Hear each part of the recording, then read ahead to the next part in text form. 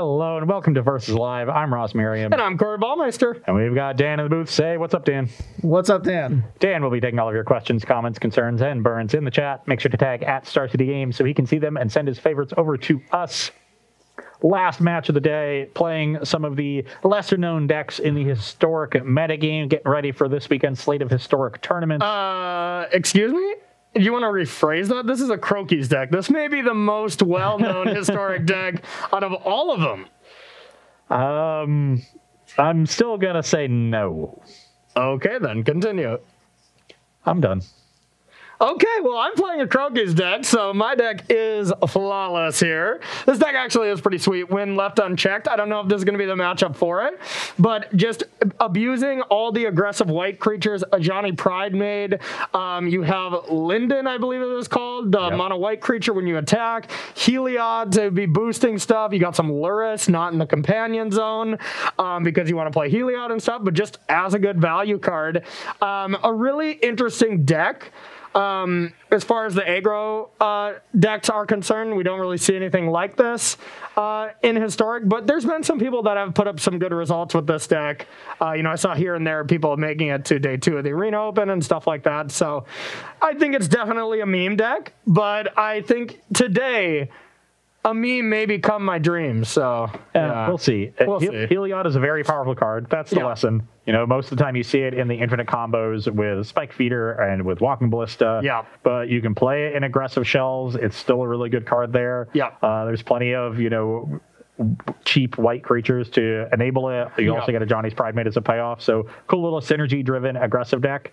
But speaking of memes, this is the biggest meme deck in the entire historic metagame. And we're seeing it pop up a little bit. When I look at tournament results from, SCG's Call Time Championship qualifiers and the different satellites for them, it's not I just saw one in the last week. I saw 3, 4, 5 copies across, a range of tournaments, but it pops up pretty consistently at this point. Yeah. And that is 9 lives. So built around the combo between 9 lives and Solemnity. Yep. So once Solemnity says you can't get counters, 9 lives says prevent damage and sources would deal damage to you. Instead, put counters on on the 9 lives.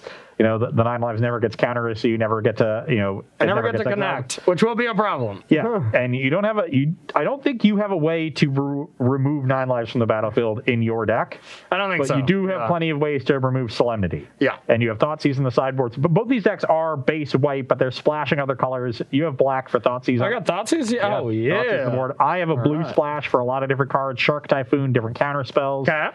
Basically blue so that my deck isn't horrible against non-aggro decks. Yeah. And I mean, honestly, the main reason why 9 lives popped up, Gregor Kowalski played it at the Zendikar Rising Championship, and it destroys Sultai. Destroys it, because most of the time they have no ways to deal with enchantment. So if you just go Solemnity 9 lives, and then in an open deck list tournament like that was, I commentated on this deck round 1 at the Zendikar Rising Championship, and I'm like, okay, great, I feel really prepared for this event, I know all the decks, I know all the cards, and they're like, here's 9 lives for your first one, and I'm like, okay, I don't know that one.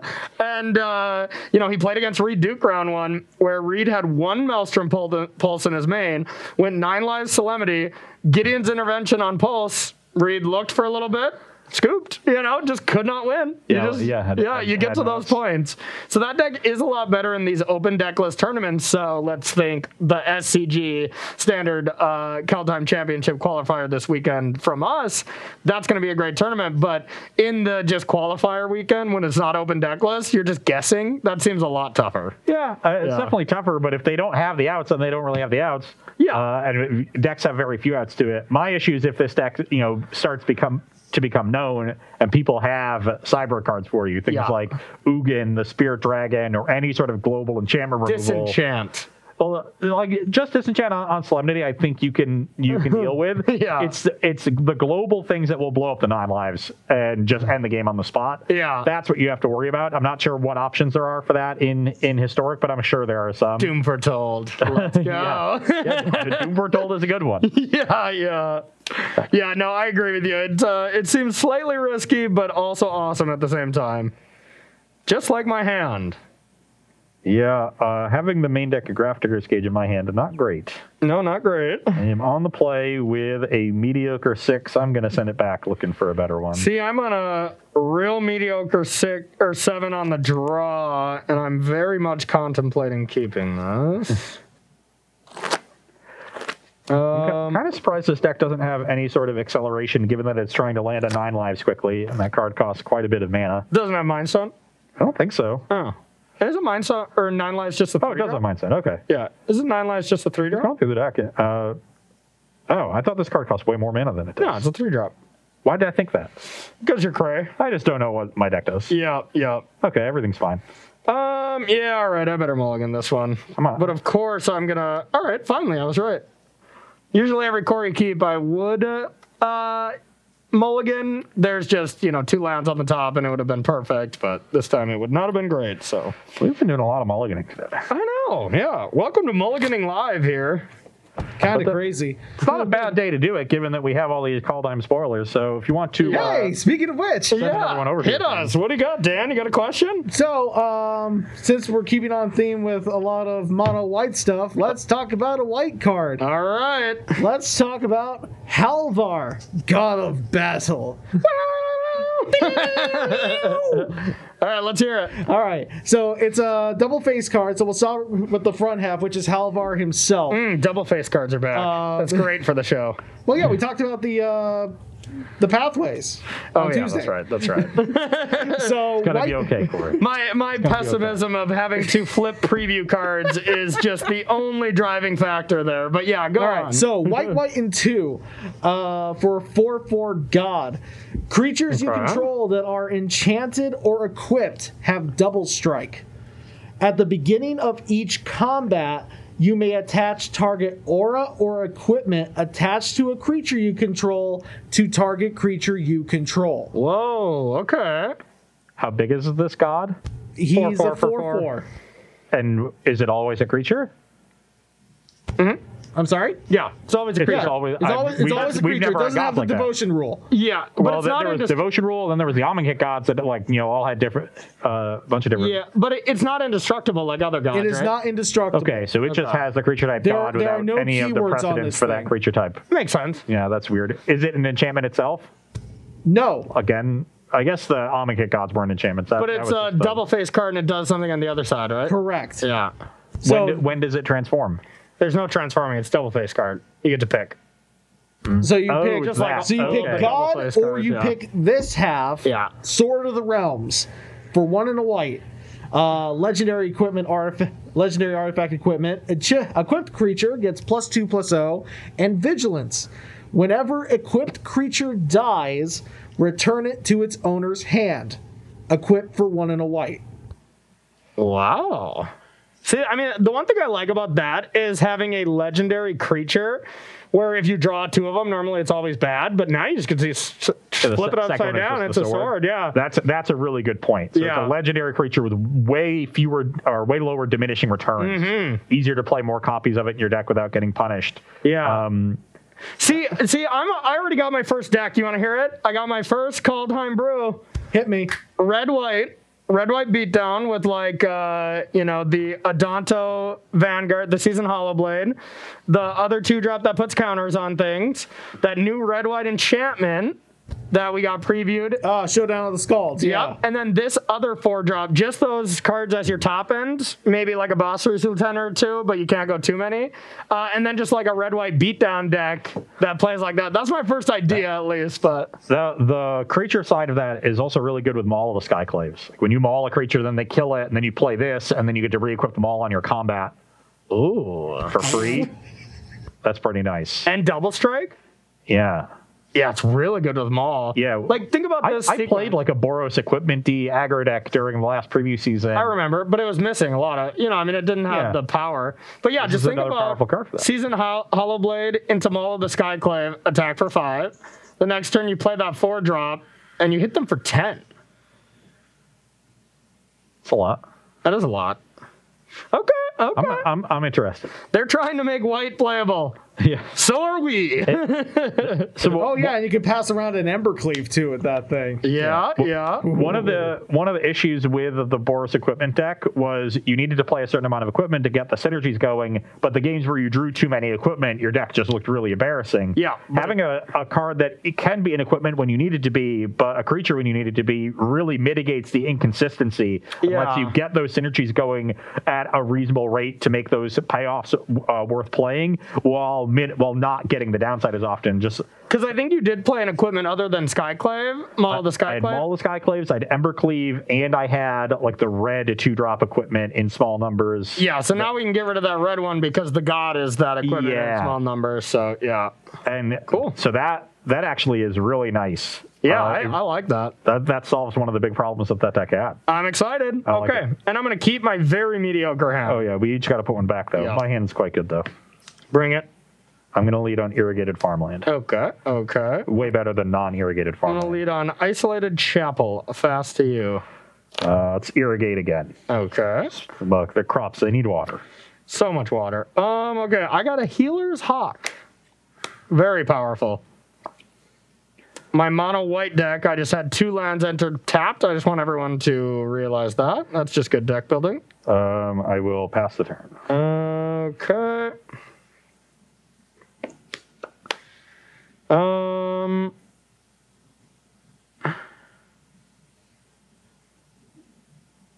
am going to play Leon Vanguard. Yep. And Life Bounty. Yep. Being in combat, trigger. You go to 21. And I'll attack for 1. Okay, I'll cycle a Shark Typhoon for 1 and block the Hawk. Okay. So you go to 22. Pass to you. Wanted to hit a land drop here. Found it. That's a good land. Oh my god, I'm already so dead. That's a good land. That's like my whole deck. Huh. Wow. Well, I will play a Solemnity. Okay. And pass the turn. Okay. I'm just so dead. I'm dead. I'm actually just dead. I have all 1-drops and 3-drops with only 2 lands. Would you like to attack for 2? Shut up. I will play... Your 3-drops are safe. I can't put any counters on my blast. That I know. All right, I'm going to play a Leon Vanguard. Trigger... I'll gain 20. You're going to end up gaining 2 total. I'm just going to go to infinite. Is that okay with you? You're 24. I'm going to stop keeping track of my life total. This did get +1, so you took 3. 2. So I'm at 17. You're at 24. Your go.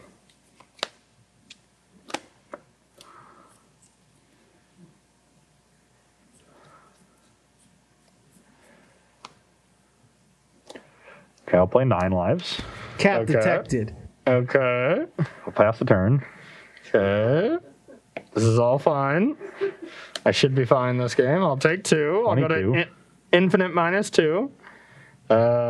I'll play Heliod. Okay. I'll make them giant. Beginning of my turn. Oh, yeah. Go. Well, you gain 2 life from the Vanguards. Yeah. So you're up to 24 again. There we go.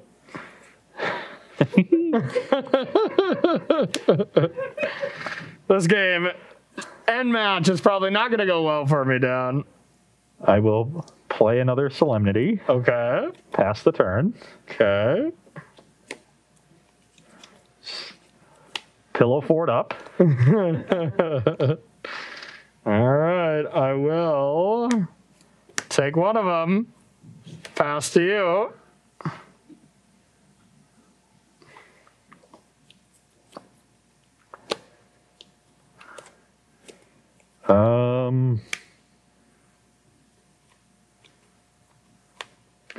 Yeah, I just want to be drawing lands.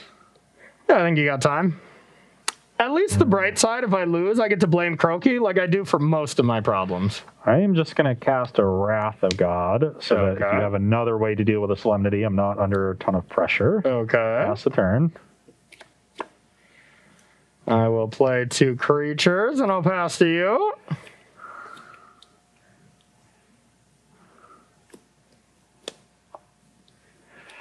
Jesus.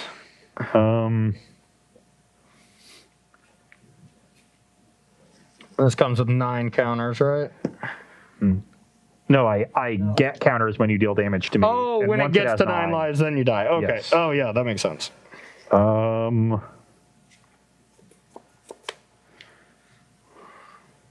have 2 cards in hand? 2 cards.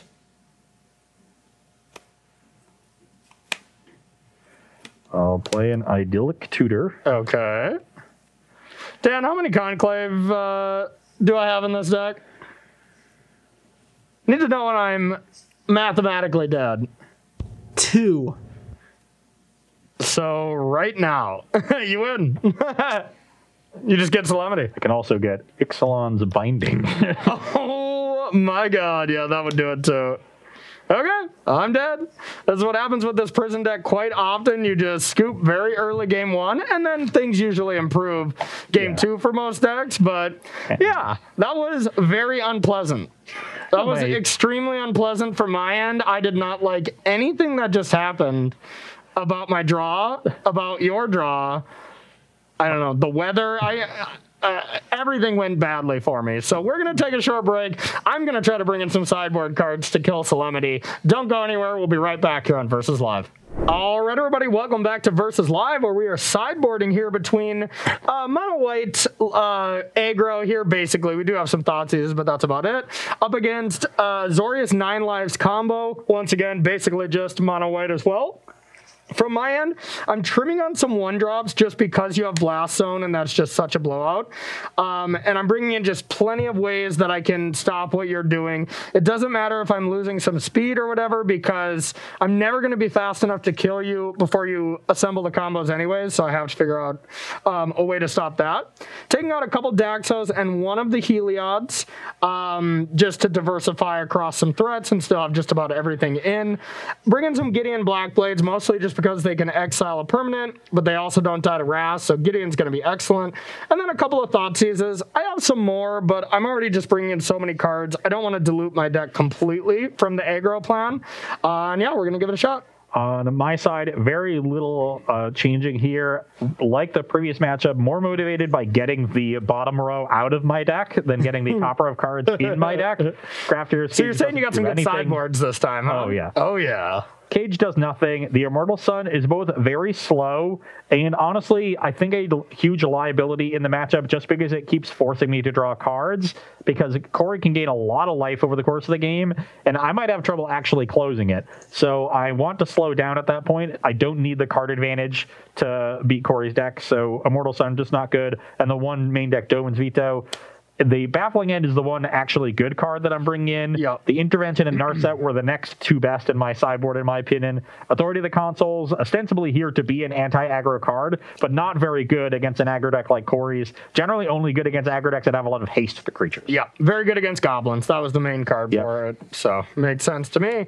All right, Dan, you got any questions for us while we shuffle up for our second game? I do not, but I do have another preview card. All right, because this is Metal Week, and now we are going to go to the most metal place of all, the Wizards newsletter. Let's hear it. So from the Wizards newsletter, we have Serulf Realm Eater. Okay. You guys are going to like this. All right. Is this brand new? Yes. I don't think I've heard this. All right. Yeah. Fresh off the presses. Okay. What do we got? So we have Serulf is a legendary wolf. 3/3 for 1, a green, and a black. Okay. Whenever a permanent an opponent controls is put into a graveyard from the battlefield, put a +1/+1 counter on Serulf. Whenever a permanent? Whenever a permanent an opponent controls. Okay. Okay. At the beginning of your upkeep, if Serulf has 1 or more +1/+1 counters on it, you may remove all of them. If you do, exile each other non-land permanent with converted mana cost less than or equal to the number of counters removed this way. Okay. That's a weird card. That is a weird card. That's one of those cards that I'm going to have to play with before I get a sense for how powerful it is. Yeah, I mean, on surface value, it's already a 3-mana 3/3. And if you just kill something, it seems, decent. You use your spot removal on the big stuff, then use the trigger to wipe up the small stuff. Hopefully keep it around as just a 3-mana 3/3. Is sort of the ideal. If you have a counter on it, so you have to, it can't just exile zeros. That's a may. You don't need to do it. But you can't just exile zeros, right? Like Nissa lands, goodbye. It also has non-land permanent, so it wouldn't deal with Nissa lands. All right. But you can't just deal with creature tokens for free. But you can. It looks like blow up tokens to put counters on it. Yeah. Still seems. It reminds me of like the power level of Ragnar or whatever, the Golgari beatdown card we have right now that sees no play. This feels like a mid-range card to me more than a beatdown card. It's a reasonable body at 3-mana 3/3. They can get a little bit bigger. You have the option to just get aggressive with it if you're just killing their stuff and they don't have anything left and attack. Or you can do what I mentioned earlier where you're like strategically using your removal on the big things and use that to clean up the small things and generate card advantage. So the optionality makes me think this wants to be in a mid-range deck that wants to be able to play a lot of different styles. So you're saying I should brew up another medium Abzan deck like I do every preview season? Yeah, that's where I think this card it has some potential. Okay. Or I guess you could also just put it in an aggro deck with some removal and use it as a 3-mana 3/3 with upside. Yeah. But that does not seem ideal. Yeah. Okay, all right. That's kind of where I see it. Great spoiler though, Dan. Thanks for that. It doesn't jump off the page at me, but I wouldn't be too surprised if this was a card that plays better than it reads. Yeah, I agree. And I'm just trying to put it in the context of the rest of the metagame and stuff, and it doesn't seem like it has a fit for me yet. But, time will tell. What is with my mono white deck and not having any planes? Did we put planes in this deck, Dan? I mean, I'm going to keep, but this is incredibly awkward once again. I have 2 planes in my hand, so I will keep. I will play my 3rd tap land for the game. I've played all tap lands. Irrigated farmland. Wow, copy. You're up. Okay, I will play Life's Bounty and another tapped land, your go.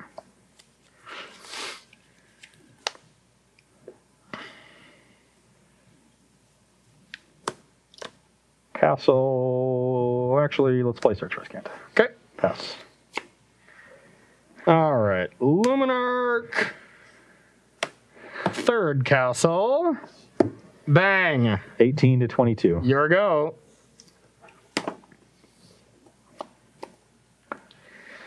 Yeah, the benefit to be mono colored aggro deck is so that you can smoothly cast all your spells. Should have had a trigger from this Search for Scant. Let's put that Glacial Fortress in the graveyard. Okay. I will play a Solemnity. Okay. Pass the turn. Yeah, I like that that's just already just good against my deck. Like, you don't even need the 9 lives. Like, that's messed up. Well, I guess this makes my play a little bit easier. I won't play my Heliod, since that does nothing. I will play Gideon, though. Thank you. We'll do Lifelink. Might as well do Lifelink. It doesn't really matter on this. Indestructible won't really pay, so yeah, I'll take 3. Yeah, so 15 and you gain 3 to 25? Yep, and pass to you. Keep Canta. Yeah, don't think this Baffling End is going to be good. You even have an Alseid. Not worried about your creatures. I'll play an Irrigated Farmland at a 9 lives. Great. Pass the turn. I'm having fun. I'll play my 4th tap land for the round. Nice Black Splash. What? Like, what is going on here? Does this deck play planes? All right, let's go with... Play Heliod. Tick this up and do whatever and pass to you. Because I don't deal damage, right? Nope. I guess I do still gain life, though, right? No, the damage is prevented. Oh, yeah, okay. Sweet. Chill. Let's put an Irrigated Farmland in the graveyard. Okay. Play a Plains, play another Solemnity. Okay. Pass the turn. It's going to be a long one. We'll be taking this Gideon up for a while. Okay. How about this? Thought sees you.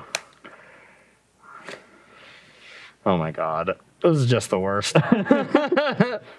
This is just the most unfun matchup ever.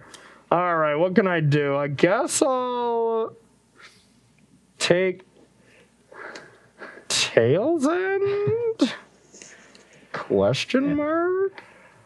I was really hoping to just line this up and have you -6. Maybe I should have cast Idyllic Tutor for something weird, and then you would have wanted to go for the Solemnity. I don't think I would have went for it anyways, but yeah. Then I would have gotten max punished by the Thoughtseize, so. Yeah, I guess let's take the... Maybe I do take the Tutor. Yeah, we'll take a Tutor. Okay. I don't know. All right, then I'll play this.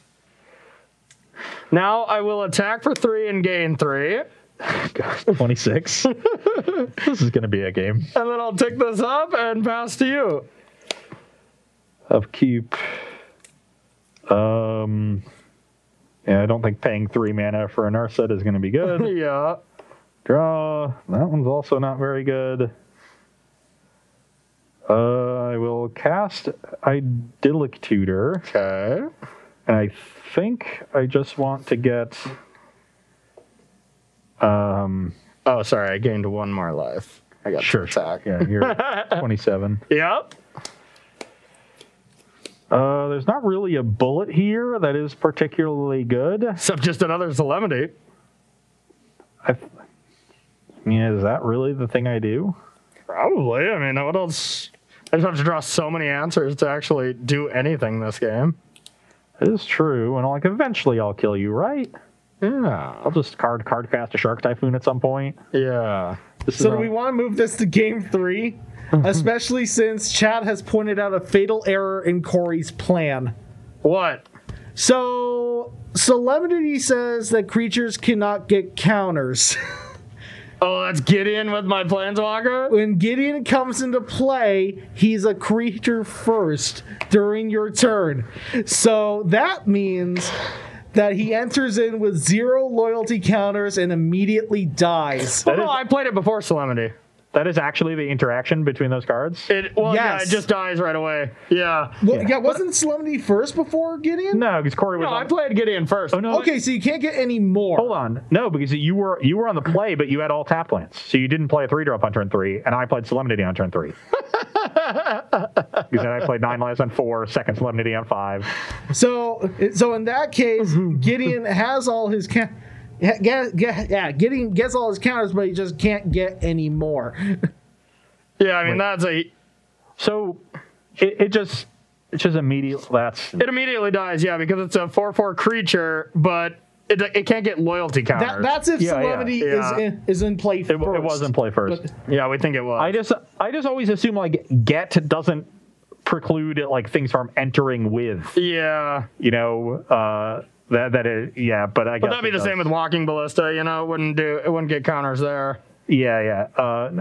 So you should have also 2 less life because you gained 1 when this entered when you attacked, and then you gained 1 more attacking. So you're at 25. Well, I'm just dead then. I agree. We might as well just go to a 3rd pity game. Maybe I can get you on the play. Yeah. I don't think you ever get a second 9 life. Or that's what you drew, huh? Yeah. Okay. All right. So basically, we're just starting over so I can, manifest some possible way that I have stay with me on this. A Plains for my first play. Fingers crossed. There are really not that many Plains in this deck though, because there's like pathways and stuff too. Like I don't know how valuable Castle really is, but we probably shouldn't have as many as we have in here. Yeah. With Isolated Chapel too, you definitely want a lot of Plains. Yeah, exactly. And I've only drawn Isolated Chapels and Castle Ardenvale. So, all right. Anyone have any questions on my expert play so far from this match? Do we have any of those, or is it just? So, actually, we have a nice question from Yarg HS regarding What's the name of the card? Cerulf. Yeah, him. Okay. Question is, could a Jund deck running Cerulf alongside a bunch of land destruction like Cleansing Wildfire, Assassin's Trophy, and Field of Ruin to ruin their mana base while putting counters on Cerulf be viable in Historic? No. I like the idea. I think that's cool. But they're just, you're putting a lot of eggs into a pretty unstable basket. Yeah, but just for real, the green-black card, maybe from Sultai against goblins, though, seems kind of sweet. You know, because, like, now not only can they not, like, sack permanents to do it, so, like, you could go end-step Fatal Push on their War Chief or something, and then... They can still just kill you all in one turn, because it's not, you don't control, it's your upkeep, it triggers, it's like powder keg. Yeah, but one thing you could do is, like, if they, you know, sack 2 goblins to play Muxus, and let's say they only hit 1 haste creature, you kill the haste creature, then all of a sudden you gain 2 counters on it, the 3rd counter from destroying it, then you untap, you kind of wrath, and you start over. Except you would have to have You've already killed the haste creature, which is the 3-drop you wanted to kill anyway. If they've only hit 1 haste creature and you just killed it to get the 3rd counter, what other 3-drops do they have in play? I mean, plenty. They just cast Muxus, you know? But the only 3-drops in their deck are haste creatures and matrons. But they could be other 2-drops too, you know? You get everything below too. Yeah. I mean, they probably like could be like Snoops or something, Snoops, you know? Yeah. Not saying it's great, but I think it has some possibility there. But with LD, it doesn't seem great. I have an untap land. You're in trouble. God, that's lucky. You're in trouble. And you're on the play? Yeah. And I don't have both combo pieces? Well, you have to play a normal game of Magic? Nothing is going my way here. That seems very unlucky. Yeah, that's not great for you. Do I keep this hand, though? Seems hard for me to keep a hand whose only combo piece is Idyllic Tutor, which takes 2 turns, essentially, to work. Yep. So I'm going to combo it earliest by turn 5, and that's if I draw one of the combo pieces in 4 draws.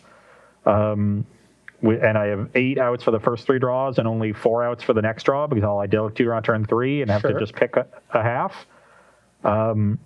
So you're talking, I've got 53 cards, 8 draws to it. So you're talking something like... Just mulligan the hand. Cue the mathematic formulas, just floating Valley Ross's head. Yeah. 120... 25-ish thousand, probably more like 150 because of all the other terms. It's like I'm probably a little under 50%. My guess is I'm low 40s to hit. 12 hours later. Yes. Is that good enough? The other thing is I can also hit a Wrath of God. Wow. If you were truly playing this deck in real life and tanking this much, not only being the most annoying thing possible, but playing the most annoying deck possible, you'd just really be tilting everyone off. I'm not tanking. I'm explaining to our audience my decision-making process. Oh, but we know you're going to mulligan. Keep. All right. Your go. And combo piece. You're up. All right. So I'm going to... You need 7 more life, right? Yeah. Take 2. Yep. Oh, perfect. 9 more life. Oh, yeah, that's a good point. Then... that splash really coming in handy. It really is. And then I'm going to play Daxos and attack for 1. 19 all. Your go.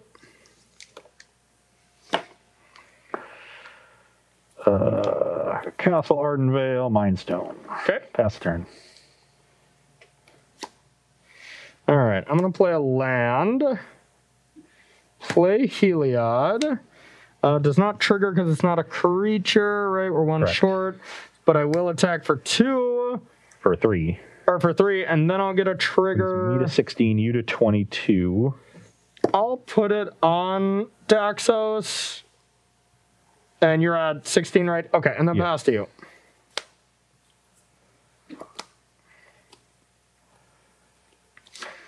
And I'm casting things this turn. This is exciting. You have 3 in hand? 3 cards.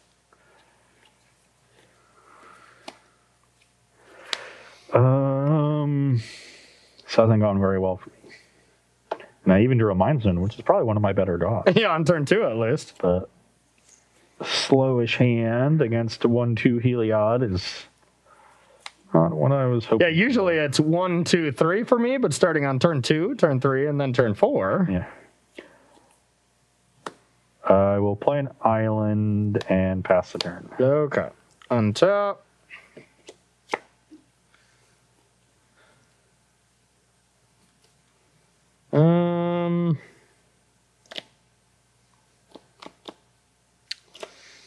do I think you have? Probably Shark Typhoon or something. All right, let's end the mystery. What do you got?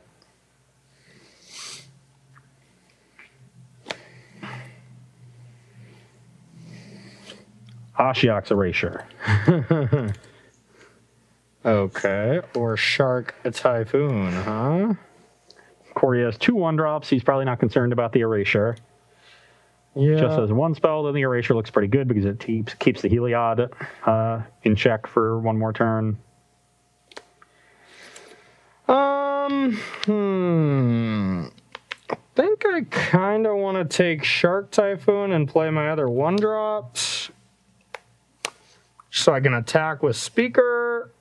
Yeah, let's do that. Okay. All right, then I'm going to start with Legion's Landing. I will Erasure that. Okay.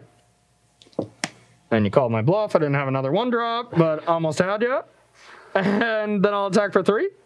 I will go to 12. I got you at 13 then, right? 13? Yep. Oh, yeah. And then I go to 23, and I get a Heliod trigger. Now, do I want to diversify this at all? Yeah, sure, we'll put one here. Past you.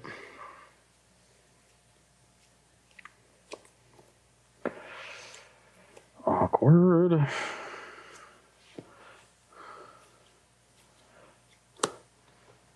Play Castle Vantress. Okay. Play a Mind Stone. Okay. Play a Gideon's Intervention. Okay.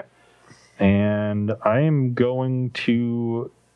I think I just want to name Heliod and get protection from it. Okay.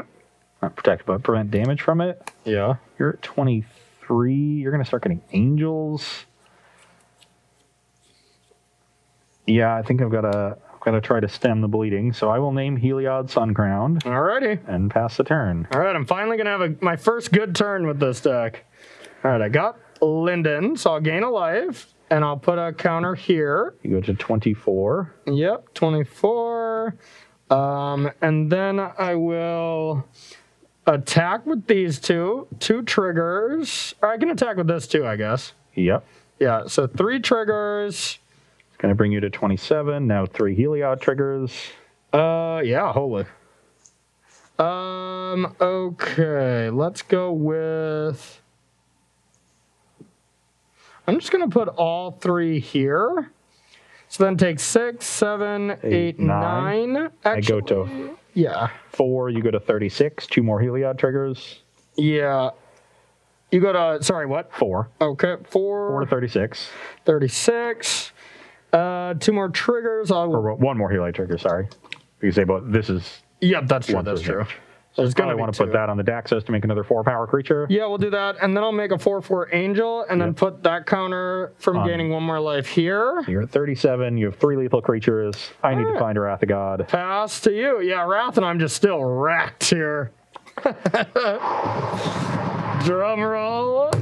I mean, you can just get 9 lives, right? Like, you can still stay alive. Yeah. Oh. Yeah. So I guess I should just Idyllic Tutor for 9 lives? Yeah. Because then I still have to hit you 9 times. Yeah. So let's play this tapped, and no, I can't do that. Because I need... I need the white mana. You need 3 white, yeah. Yep. So let's play Plains and Idyllic Tutor for 9 lives. All right. And play that. Okay. And then I'll pass the turn. All right. I still feel behind.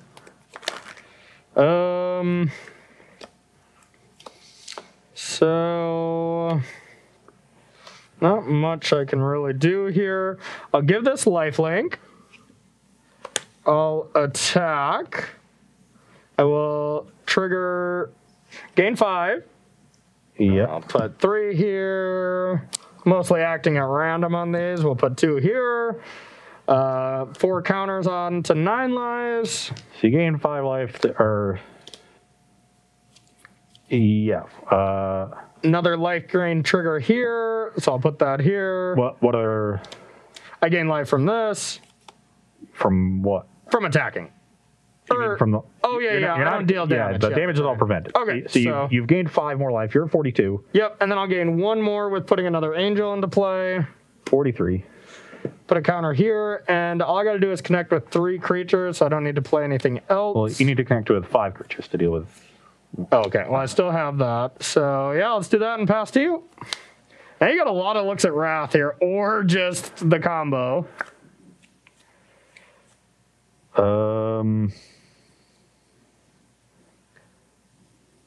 Yeah.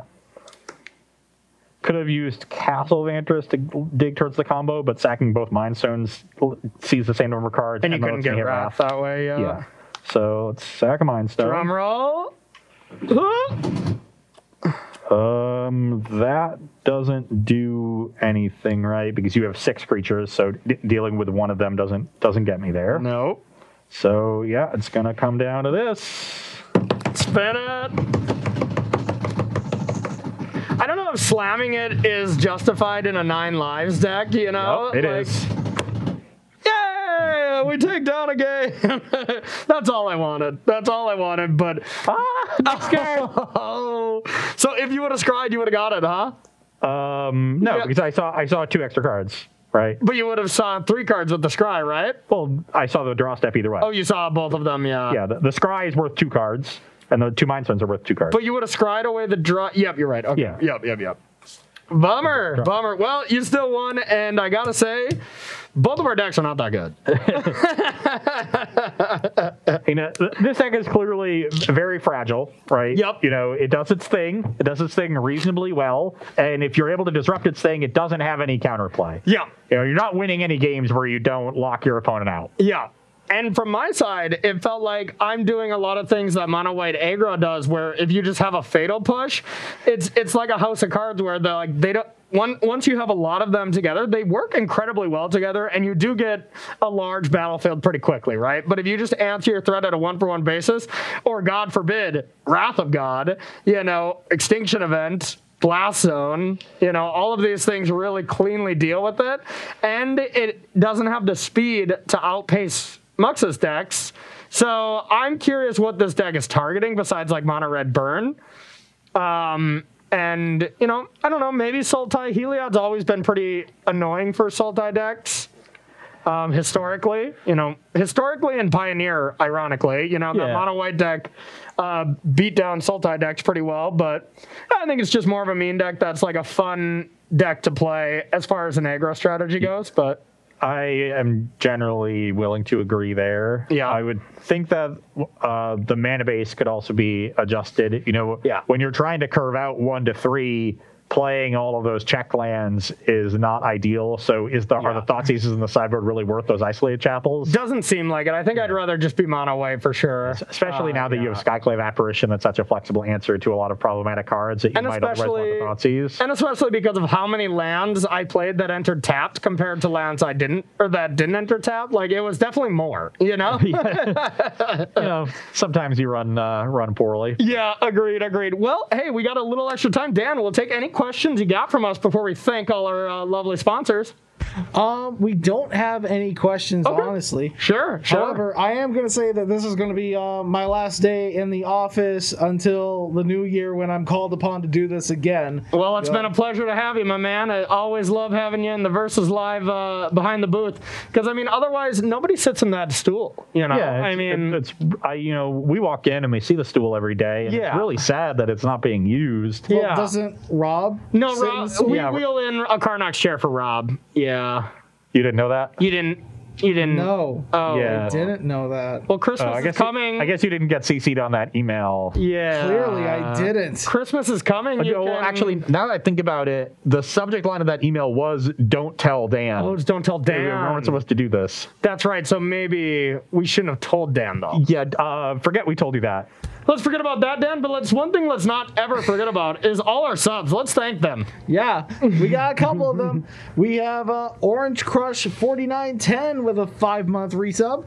And we also have Vlad GG with another 5-month resub. GG. Awesome. Well, thank you both for that support. If y'all would like to support SCG in another way, you can join SCG Premium. $7.99 a month will get you access to exclusive content from our excellent staff of content creators, as well as some other perks that is 5% 25% off of sealed product, 10% off of singles, and 15% off of supplies. So head on over to starcitygames.com/join-premium and sign up today. And if you want to be much more comfortable than our director Dan and sit in something that isn't, having spikes protruding from it and just overall really a health risk in all regards, I think you should get a Carnox gaming chair. Christmas is coming up. What better time? Go to carnox.com/SCG. You can use that affiliate link to get yourself 10% off one of these awesome gaming chairs. And last but not least, we are sponsored by Coalesce Apparel. If you like the shirts that we wear, you can find their entire collection at coalesceapparel.shop, and be sure to use the gift code SCG when checking out to get 10% off of your purchase there as well. Absolutely. So thank you so much to our sponsors. We really appreciate the support here at Star City Games. And if you want to play a little bit of Magic this weekend, we got some exciting events going on. We have the Keldheim Championship qualifier going on Sunday. And to qualify for that, we have flights running on Friday and Saturday. Four tournaments each day, so you can kind of play wherever you're at in the world. And if you 4-2 or better, you get qualified. Rounds 5 and 6 allow you some buys, 1 for 5-1, 2 for 6-0. The format will be historic this weekend. So, one of the last chances, definitely the last chance before Christmas, to play in one of these qualifiers, and I believe we don't have it Christmas weekend, right? No, I know Christmas is Friday, weekend. So I wouldn't assume we have it next weekend, right? We do not. Okay, cool. So perfect time to play right before the holidays. Get yourself some gaming in. Go ahead and do that. Sunday, like I said, is the qualifier. You win that, you're just in the Keldheim Championship. Yep. And if you want to get some last-minute Christmas shopping done, we do have another holiday sale this week. This one's going to be at 15% off of all Magic the Gathering promo cards. So if you like yourself some nice promos, or somebody you know likes them, you can get to that sale. It's going to end at 10:59 a.m. Eastern time on Monday. So got a few more days left to peruse around the wares and see what you want. Absolutely. All right, everyone. We want to thank you so much for watching this historic week. Next week, we're starting to get enough Keldheim cards where we might be able to dip our feet in. We're not 100% if we got enough cards, but we'll check it out. Hopefully, we can get one of those going on Tuesday. But should be exciting if we do. Yeah, I was, it feels like it's starting earlier, the preview season, so love to see that. We'll definitely be getting in our brewing caps on and see what we come up with. Yeah, this was just a small taste. The actual preview season starts January 6th. They gave us the teaser. Well, it might be enough where we could still dabble in some cards because, nothing is better on Christmas morning than getting new Magic cards spoiled. It doesn't have to be in December for me to make it feel like Christmas when we get a new set, and I'm welcoming Keldheim with open arms. I'm really excited for a shakeup in standards. So, all right, everyone, that's going to do it for us today. We will be back Tuesday at 1 p.m. Eastern time. So for Corey, Ross, and Dan for the last time this month, bye-bye.